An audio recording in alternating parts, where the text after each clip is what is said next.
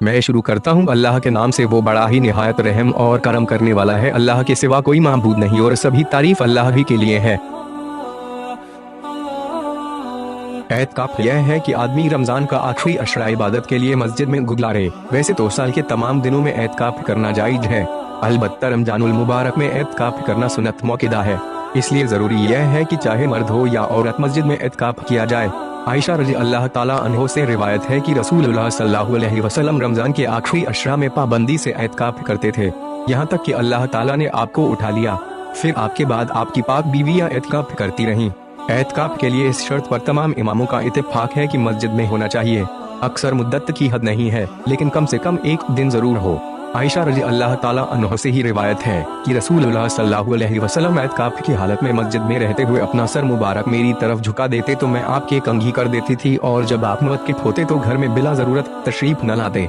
जरूरत से मुराद कजाए हाजत है, जैसा कि हदीस के रावी इमाम जहरी ने उसकी तफसीर की है।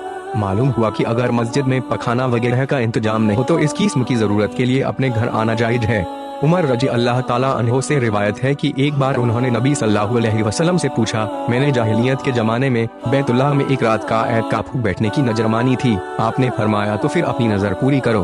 मालूम हुआ कि एतकाफ में रोजा शर्त नहीं है, क्योंकि रात को रोजा नहीं हो सकता। आयशा रज़ी अल्लाह ताला अन्हो से रिवायत है कि नबी सल्लल्लाहु अलैहि वसल्लम ने एतकाफ का इरादा फरमाया, और जब आप उस जगह पहुँचे जहाँ एतकाफ करना चाहते थे तो वहाँ चंद खेमे देखे, यानी वह आयशा, हफ्सा और जैनब रज़ी अल्लाह ताला अन्हो के खेमे थे। फिर आपने फरमाया, क्या तुम इनमें नेकी समझती हो?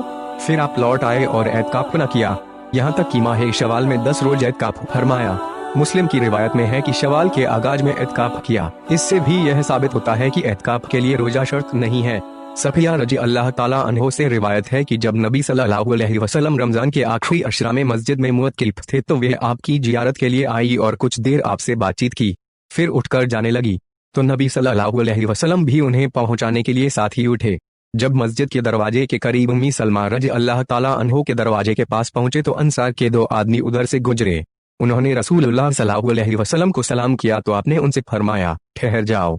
यह हज़रत सफिया थी। उन दोनों ने कहा, सुबहान अल्लाह, ए अल्लाह के रसूल सल्लल्लाहु अलैहि वसल्लम, क्या हम आप पर बदगुमान हैं? और इन्हें यह चीज बहुत शाक गुजरी तो आपने फरमाया, शैतान खून की तरह इंसान में गर्दिश करता है, दौड़ता है। मुझे अंदेशा हुआ कि मुबादा तुम्हारे दिलों में कोई वसवसा डाल दे। मालूम हुआ कि इंसान को तोहमत के मकामात से परहेज करना चाहिए और अपनी इज्जत व नामोस की हिफाजत में कोई कसर न उठा रखे। अबू हुरैरा रज़ी अल्लाह ताला अन्हो से रिवायत है कि रसूलुल्लाह सल्लल्लाहु अलैहि वसल्लम हर रमजान 10 दिन एतकाफ किया करते थे, मगर वफात के साल आपने 20 दिन एतकाफ फरमाया था। इमाम बुखारी का मतलब यह है कि एतकाफ के लिए अगरचे आखिरी अशरा अफजल है, लेकिन जरूरी नहीं है, इससे पहले भी एतकाफ किया जा सकता है।